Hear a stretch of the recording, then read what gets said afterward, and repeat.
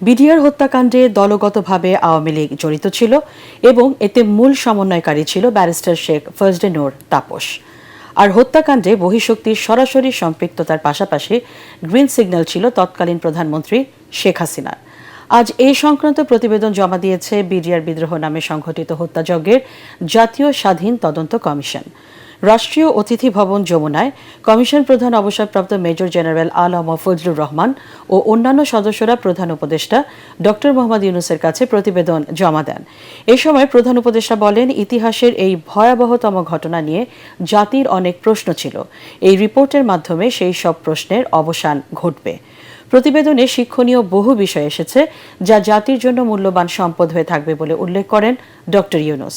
Commission প্রধান ফজলুর রহমান বলেন, তদন্তে বিডিআর হত্যাকাণ্ডে বহিঃশক্তির সরাসরি সম্পৃক্ততা ও তৎকালীন ক্ষমতাসীন দল আওয়ামী লীগের সরাসরি জড়িত থাকার শক্তিশালী প্রমাণ মিলেছে।